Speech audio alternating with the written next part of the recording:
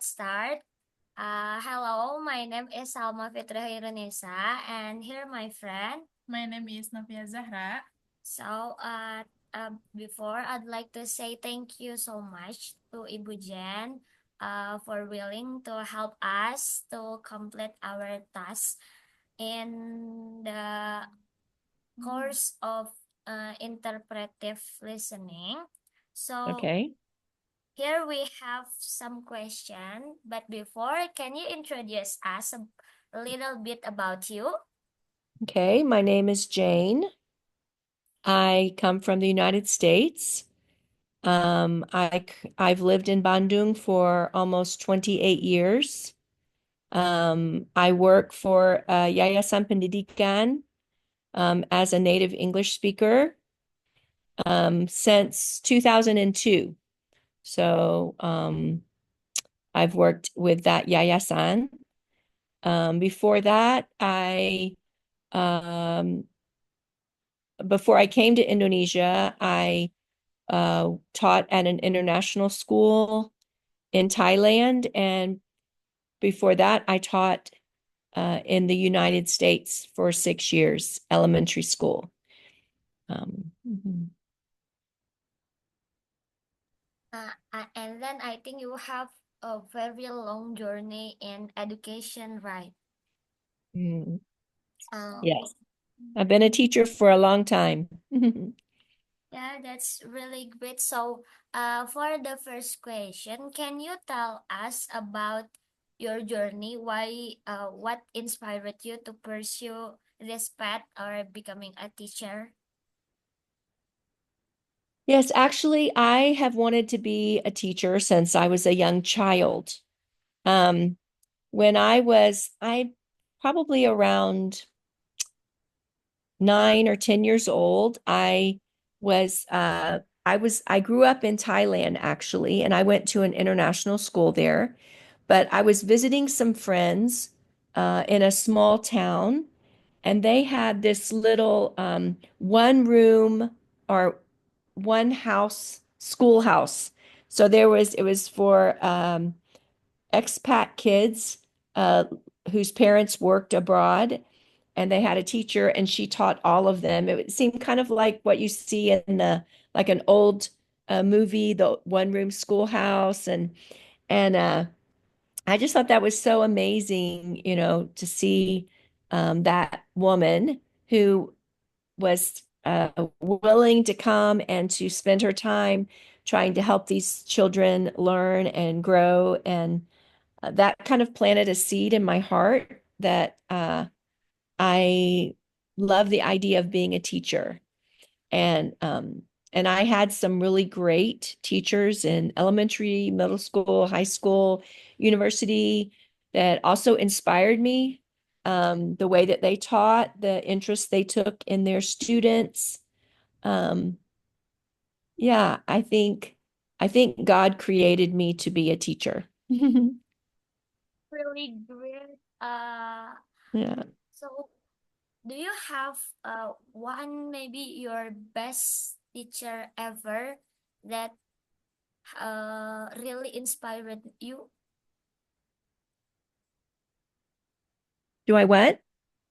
Do you have one your best teacher that really inspired you? Hmm. Let me think for a minute.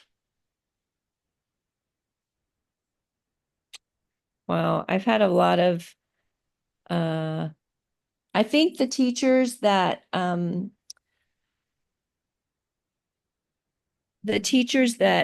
inspired me the most were ones that um took an interest in the individual students and seemed to really love to help their students to learn something new. And I also really like teachers that gave students freedom to learn and discover, not just listening to them talk, but to actually um, do things, do projects, and a lot of hands-on type of activities. um, and that seemed to really believe in the students or believed in me, like, and that really encouraged me to work hard, to study hard, to learn the material, to do my best because I respected that teacher and I wanted to for them to, you know, be proud of me. Um, so I think having a showing a personal interest in your students and then really giving them freedom to learn and explore and yeah. All right, then that. I also had a teacher in university. She was actually one of my education professors. I'm sorry? Yeah, please see.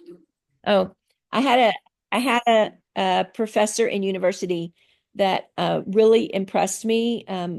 I liked her as a person, and she also was a really good teacher.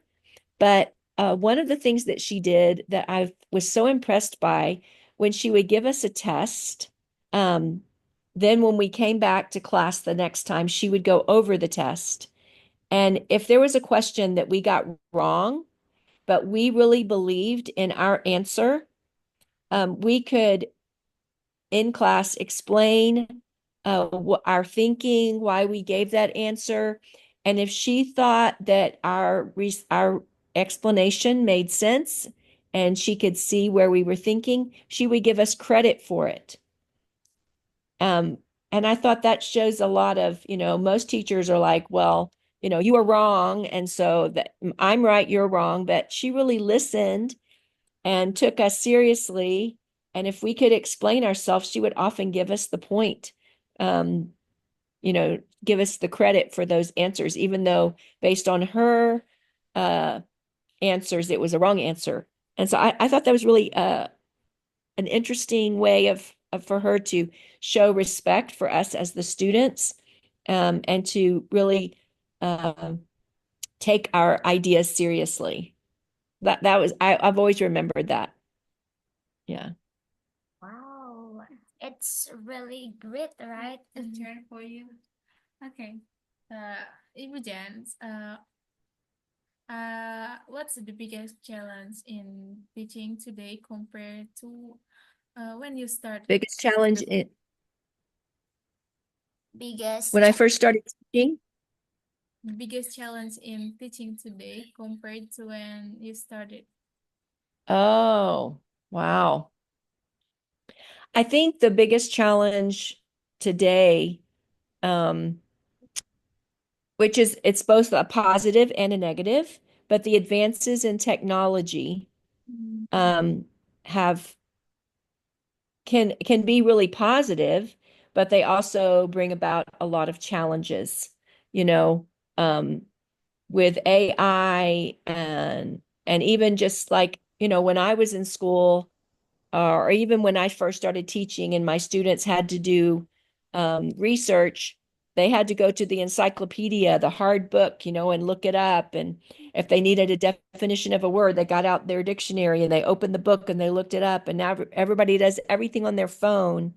And sometimes even we can't always be confident of the sources of where we get our information. And then now with AI, how do we teach students how to have integrity with their assignments? Um, how can we use AI as a tool rather than replacing our own ability to think and um, produce projects or papers or whatever we're trying to learn and grow in. I think that's the biggest difference and the biggest challenge for teaching today. But do you, in your perspective, Ibu Jen, in your perspective, do In you, my what? in your perspective, I'm sorry, it's kind of the signal I think is not very good. yeah, the signal. Um, so now, can you hear me again? Yeah, I can hear you. In your perspective, do you agree student using AI and today learning?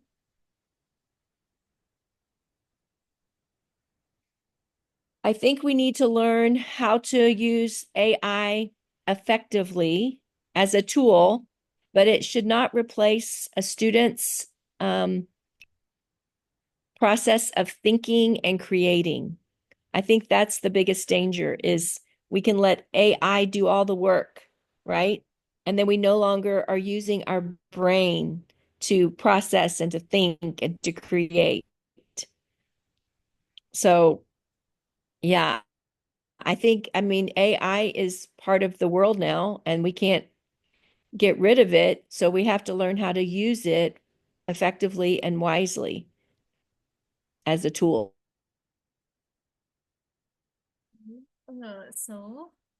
What do you find most rewarding about teaching? Sorry.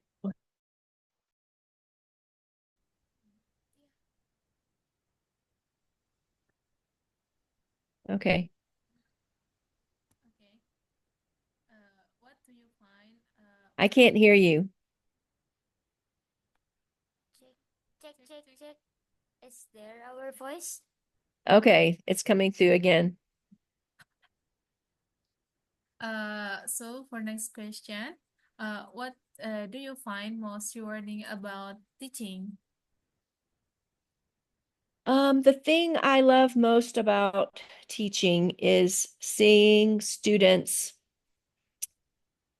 grow and learn and get excited and just increasing their ability to do something like right now mostly I work with college age students and although sometimes I still teach at elementary schools or middle schools if I'm asked to go, but to kind of see them gain confidence, to go from feeling like I can't do this, I'm a failure, I'm stupid, to realizing that they are capable and they can do it. And so just building up their confidence and then seeing them succeed gives me so much joy. It makes me really happy. So how the way you check, how the way you motivate them, uh, who student who seem uninterested in learning? Like, I'm not interested, stupid. Mm, How the way you motivate them? mm. Well, I think that sometimes you have students who seem unmotivated because they don't have confidence in themselves. And so, in order to hide um, their lack of confidence, they act like they don't care. So they're not motivated. Sometimes you have students who are unmotivated because they're not really interested in the subject, especially if you're teaching like high school, like, they have required subjects and they don't necessarily like everything that they have to learn. So there can be a lack of motivation for that. I think that one of the best ways to increase motivation in students is to connect personally with them. If a student has a personal connection with a teacher, they're much more likely to be motivated to to apply themselves and to try and do their best in the classroom. Right. Mhm. Okay. What's the funniest things students has ever said or done in your class Do you maybe have some funniest memory or from your while student? teaching My funnest teaching memory? yeah Yeah. Wow. that make you Oh, that's a lot. or that make you really That makes me what? that makes you really happy doing your Hmm. teaching? You know, my very first teaching job. mm, my very first teaching job, I taught at an elementary school, and I was still quite young. I just, not hadn't finished university that long ago. And I taught at a very poor school. The children in my classroom were all from very, very poor families. They had very little. In America, if education is free for elementary through high school, and also they have government programs that if you're from a very poor family, you can get breakfast and lunch at school for free. And all of my kids in my class were on free breakfast and free lunch because their families were so poor. And I was a brand new teacher, and I just wanted to do my best with my students, and I wanted them to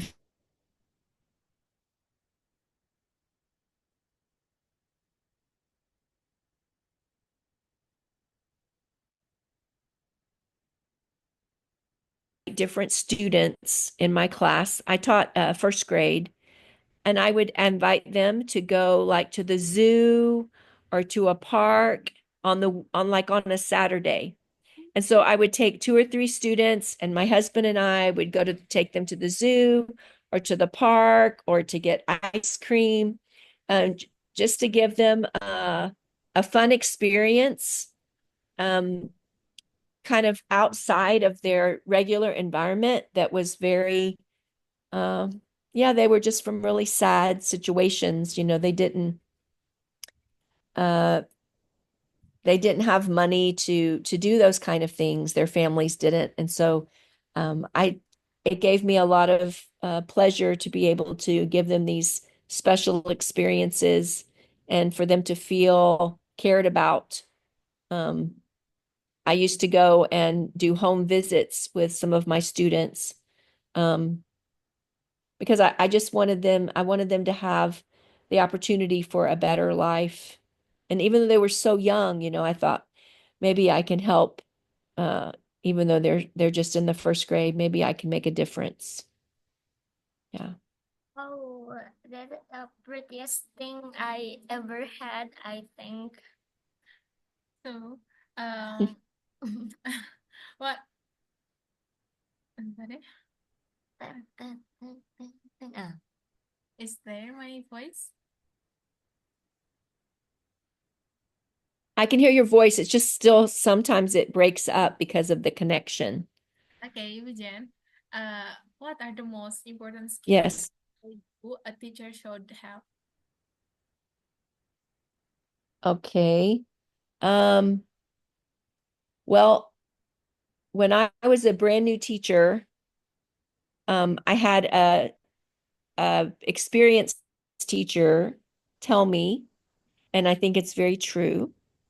If you don't have good classroom management, then learning cannot happen. So if I couldn't learn to control the students, to get them to follow directions, to get them to sit down, to do their work, if they were just all over the place, then learning wasn't going to happen. So she told me the very first thing that you have to learn and practice and teach your students is classroom management, how to manage the students, how to manage my time. And then once I had good classroom management, then learning and teaching was so much easier. And I found that to be true, whether it's for first grade elementary or for high school. If the students don't have good boundaries, don't understand the expectations um, the teacher has in the classroom, then it's very difficult for learning to occur. So, according to your perspective, do you like the teaching style of teacher center or student center? I prefer student-centered. Why it Mhm. why do you prefer student center?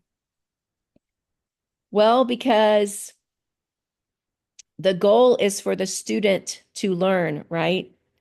And the only way you know whether the student is learning is if the focus is on the student. If the focus is on me as the teacher and I have this information and my goal is to give the information, and once I've done that, then I've done my job. I feel that's really short-sighted because the reason we're in the classroom is for the students to learn, not for me to teach. So teaching is important, but it has to be focused on the students and how the students learn and what is going to be most effective in reaching the students, um, and not so much about, you know, the teacher and what I prefer, what I like. What I found that when I was teaching, even though I would have, like say I taught third grade last year and then I'm teaching third grade again, but my year was never the same. I didn't just take, oh, these are my lessons from last year. I'm just going to do them all again the same this year. And the reason they were never the same is because my students were different. And so I wanted to know, like, in order for them to learn to write or learn to read, they should be writing and reading about things that they were interested in and that meant something to them. And so if I could know my students, I could cater my teaching to them and who they were and what they were interested in and what they were good at or what they needed help with. And so I never taught the same way 2 years in a row. It always changed. Yeah. Because it depends on the student itself also, I miss. Yes. We have to know our students. So, what are the most common different teaching methods used in the US versus in Indonesia? Oh, that's a hard question because I haven't taught in the US in a long time. Um, my daughter is a teacher. Um, and so I hear some about what, how they're teaching um in the classroom in America currently in America, but even then it's always evolving, always changing. And in America, especially, the education program and system is not really controlled by the country, by the government of the country. It's controlled by this at the state level. So every state might have things that they do a bit differently. And so I mean, I do think that in America they're very much promoting student-centered learning as opposed to teacher-centered learning. Um, and so I think that's a big part of it. Um, yeah, not everything. I don't agree with everything that's happening in the American education system these days. I think there's some approaches and some philosophies that I really don't agree with. But yeah, I'm not my daughter would be a much better person to answer that question, because I'm not that familiar with education in the US uh, right now. Mhm. All right, so maybe this is our last question. Um, can you give us some advice because we are as the future teacher? So can you give us some advice? Mm, I think that a good teacher, that there are more important things than how smart a teacher is, or I think the most important quality for a teacher to have is genuine compassion and care for her students. I think if a teacher cares about the students she teaches, then the response from the students will be good, and students will learn and they will grow. So I think the first thing is, and I've told other teachers this, that personally, I don't consider teaching to be a job. I consider teaching to be a calling, because if you want just to have a job, just to make some money, it's better to go do something else, because teaching is hard. Uh, you have, these lives, these young lives that you're responsible for, and they're just human, right? They act out. They're not easy to work with and deal with all the time, and there's so much interaction that takes place. And so if you don't feel passionate about helping young people, whether it's children or young adults or whatever age you're teaching, if you don't feel passionate about helping them to learn and grow, then I think you'll be miserable as a teacher. Because, yeah, if it's just about, I need a job, so I'm going to be a teacher, yeah, you won't last. The teachers that keep teaching and that are successful are ones that have a passion to share their knowledge, and help others to grow and learn. Yeah. Then we must becoming a teacher from our deepest heart, yeah, from our willing, Yes, that's right. Comes from the heart. It's a great really great answer. answer and really great advice. Oh, okay. Then I think that's all our interview today. This interview really opened our Mine mindset to be a good teacher in the future. in the future. So before we close, Well, I wish you all the best. um, Yeah. uh,